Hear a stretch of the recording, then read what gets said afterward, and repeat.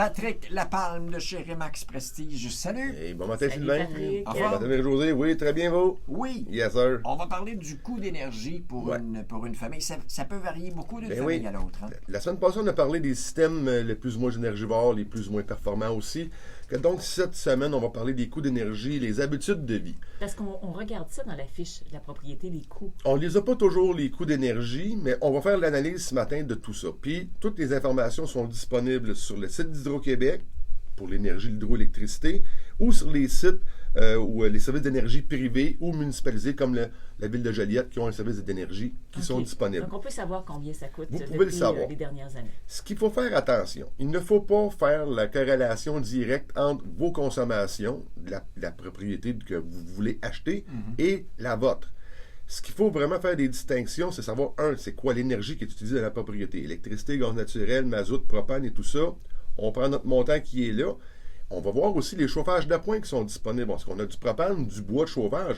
Si on a un coût d'énergie qui est plus bas, pour l'électricité, un exemple, parce que le chauffage, notre client brûle 20 cordes de bois par année, il faut faire la corrélation entre les deux, naturellement. Il faut toujours le calculer. Ouais. Il y a aussi le facteur d'isolation de la propriété. Selon l'année de construction de la maison, est-ce que on est en 2019 avec les nouveaux facteurs d'isolant avec le Code national du bâtiment? On est vraiment dans les années 60 avec, ou 40 avec de la RIP dans les murs. Là. C'est des distinctions-là aussi à faire. Et aussi de regarder nos équipements énergivores qui sont sur la propriété. Naturellement, le chauffe-eau est le plus gros équipement qui va tirer le plus d'énergie à l'intérieur de la propriété. Mais regardez aussi, vous n'êtes pas au courant que le vendeur, lui, c'est un preneur de bain. À tous les jours, c'est ça. il va vider son chauffe-eau. Ou il y a un bébé. Ou il y a un bébé, lavage à l'eau chaude, toutes ces choses-là. Les habitudes de vie ont un lien direct avec la consommation d'énergie. Naturellement, on comprend le principe du bain versus une douche, lavage à l'eau chaude versus l'eau froide, mais il faut aussi aller voir plus loin dans la propriété. C'est quoi les équipements? Est-ce qu'on a un spa à l'extérieur qui est là, qui fonctionne à l'année ou fonctionne pendant 6 mois uniquement?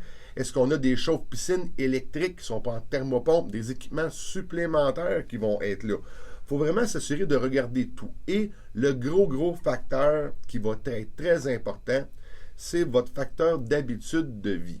Celui-là, on ne peut pas l'enlever. Une famille de 4 personnes, 2 adultes, 2 enfants, et l'autre qui est identique peut avoir une consommation qui va être très différente selon aussi les pensées éco-énergétiques aussi. Il ne faut pas l'oublier, avec l'air où on s'en va là, il y a des systèmes de récupération d'eau chaude qui peuvent être installés sur les équipements qui sont Et les là. subventions qu'on sont va aller plus chercher énergivores. aussi, je pense, pour des travaux. Hein? Naturellement aussi, c'est facile à trouver sur Internet, puis c'est changeant aussi. Là. Toutes les subventions disponibles pour les rénovations éco-énergétiques, même le site d'Hydro-Québec est très bien fait sur ces faits-là. C'est de s'assurer de regarder la propriété dans son ensemble avec les équipements. Parce que peut-être que vous, quand vous allez acheter la propriété, le spa a été présent là pendant toute la vie durante de la maison, mais que vous le mettez dans les exclusions pour l'enlever parce que vous n'aimez pas prendre un spa. Que tous ces faits-là vont vraiment être à mettre dans vos calculs. Et aussi, un point qui est très important, c'est que le calcul de coût d'énergie est calculé aussi dans votre approbation hypothécaire. Donc, vu que c'est un roulement qui va être récurrent en tout temps, un paiement qui est là, ben, ce montant d'argent-là, il va falloir qu'il soit mis à tous Mais ça, les il est mois basé, sur l'énergie. J'imagine, sur les montants avant notre arrivée. Oui, c'est il est basé sur ces montants-là. Mais donc, quand vous allez faire votre analyse, si on a une propriété, par exemple, qui nous coûte 250 300 d'énergie par année, mais vous avez une propriété avec des dimensions pieds carrés similaires, mais que vous, ça vous en coûte uniquement 200 faites votre corrélation entre les deux propriétés. Est-ce que celle que vous voulez acheter est plus âgée, plus récente? Est-ce qu'on a eu des normes d'isolation qui sont supérieures? Les équipements aussi sont similaires. Vous allez être en mesure d'ajuster un peu les équipements. Le site d'Hydro-Québec, pour ça, il est excessivement bien fait. Vous avez des coûts approximatifs par rapport aux équipements.